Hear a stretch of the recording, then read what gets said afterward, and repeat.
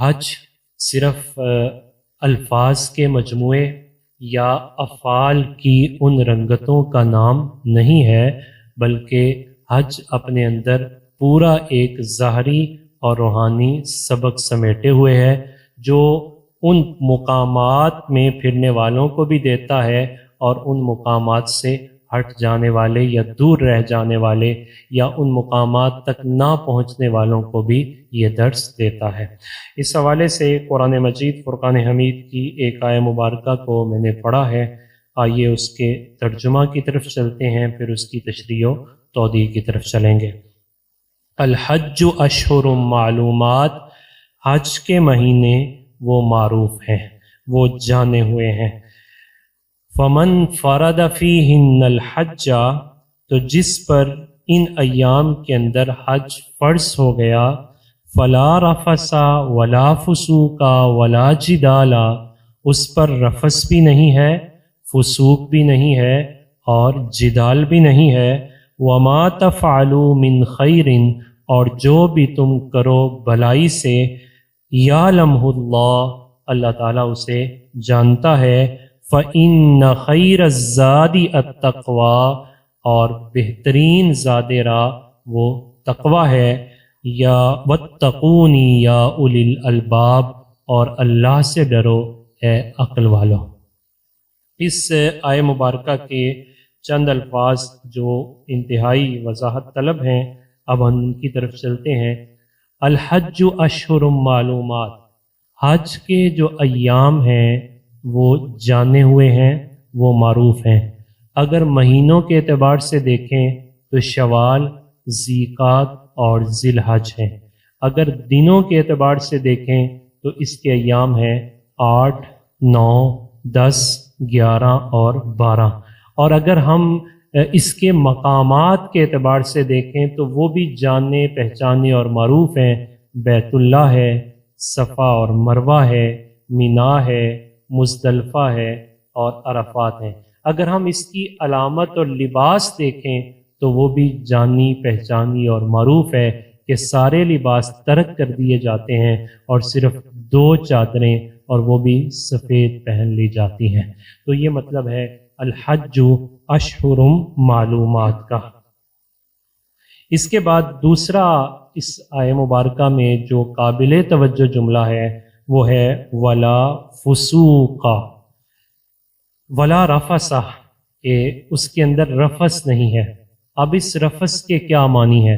حضرت عبداللہ بن عباس رضی اللہ تعالیٰ عنہ جو رئیس المفسرین ہیں، کتاب اللہ کی پہلی تفسیر ابن عباس ہے، آپ فرماتے ہیں کہ الرفث الجماع من الزوجۃ، کہ رفث سے مراد یہ ہے کہ میاں بیوی کا وہ انٹرکورس میٹر کرنا، یعنی باہم حقوق زوجیت کو ادا کرنا۔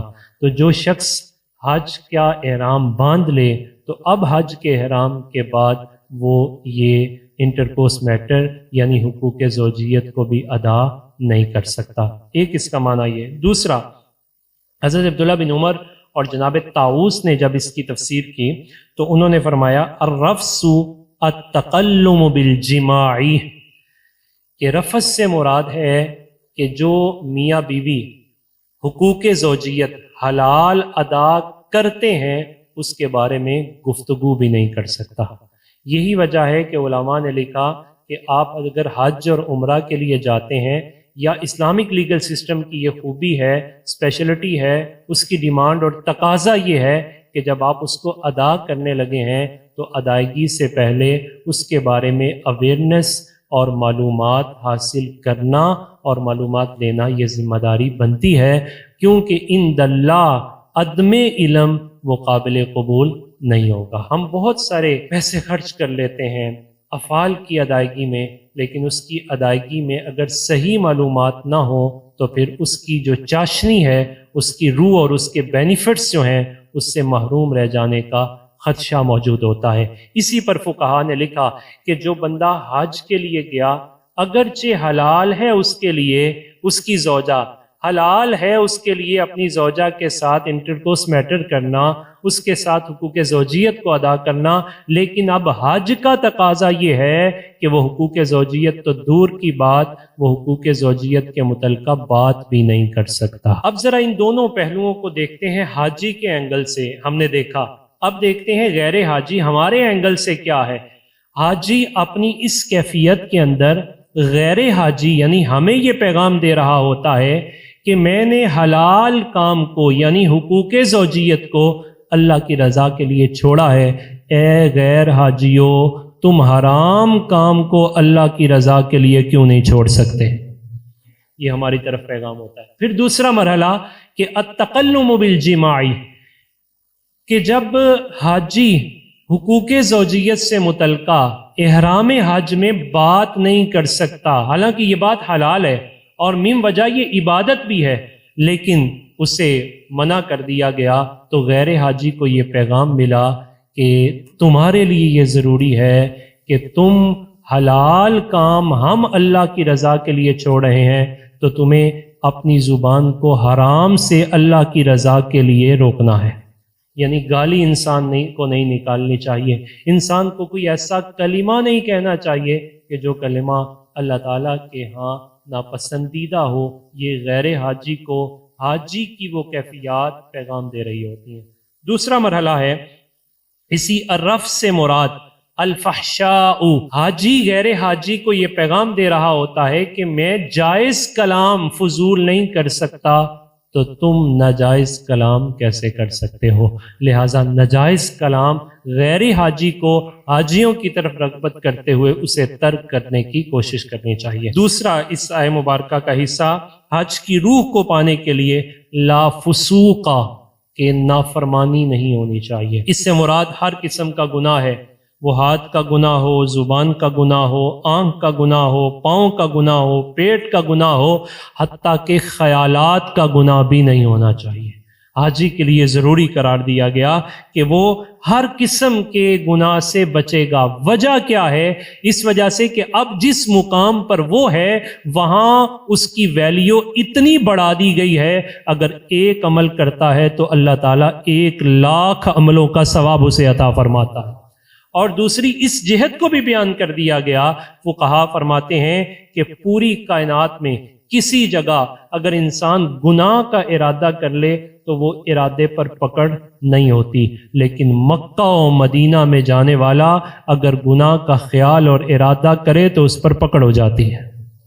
لہٰذا اسے اس مقام کے تقدس کا خیال رکھنا وہ اس کے لیے انتہائی ضروری ہے۔ ولا فسوق، غیر حاجی کو یہاں سے کیا پیغام ملتا ہے کہ غیر حاجی کے لیے یہاں یہ پیغام ہے کہ حاجی اللہ تعالیٰ کی رضا کے لیے جب گناہوں سے اپنے آپ کو پاک کر رہا ہے تو غیر حاجی بھی اللہ تعالیٰ کی رضا کے لیے گناہوں کو ترک کرنے کا ارادہ کرے، اور وہ نیکیوں کے ارادے کرے، گناہوں سے نکلنے کے ارادے کرے، کہ فسوق کو اللہ تعالیٰ کے یہ پسندیدہ ہیں۔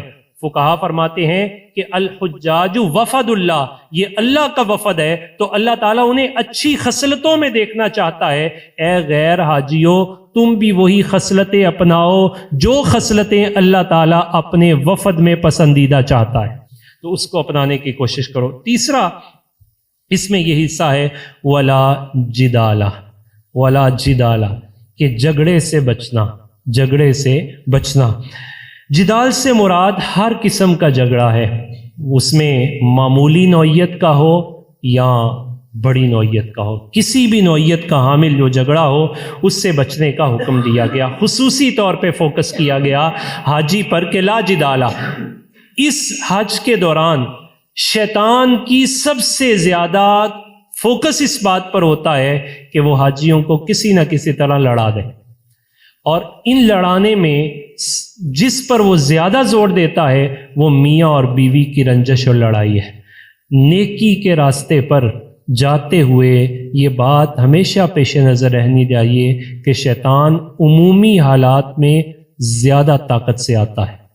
حج کے دوران زوجہ اگر حاجی صاحب کے ساتھ جائے، اپنے شوہر کے ساتھ جائے اور شوہر ہی اس کے حج کے اخراجات اٹھا رہا ہے تو زوجہ کی پہلی ذمہ داری یہ بنتی ہے کہ وہ اپنے شوہر کے اس احسان کی احسان مند رہے اور اللہ تعالیٰ کی بارگاہ میں عرض کرے کہ یا اللہ تیرے دین کی وجہ سے یہ مجھ سے محبت کرتا ہے اور اس محبت کے اظہار کے لیے اپنا مال و دولت صرف کر کے مجھے اس مقام پر لے کے آیا ہے، تو اس مقام پر اگر شیطان مجھے پھنسلانا چاہے، میرے دل میں رنجش یا قدورت ڈالنا چاہے یا میری زبان سے کوئی ناشکری کا کلمہ نکلوانے لگے تو اے اللہ مجھے اپنی حفاظت اور اپنی پناہ عطا فرمانا۔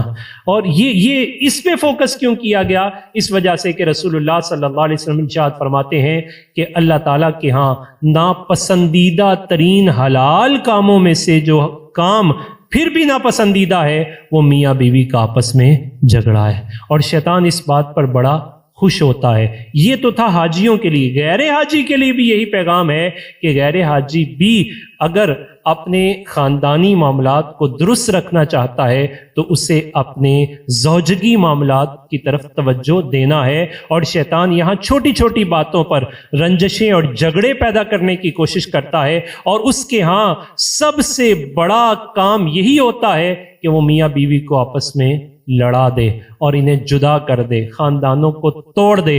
تو حاجی کی یہ کیفیت میں یہاں اسے پیغام دے کر متنبہ کر دیا گیا کہ اس موقع پر تمہیں ہر قسم کے جدال، اختلافات، بحثوں اور مناظروں سے بچنے کی کوشش کرنی ہے۔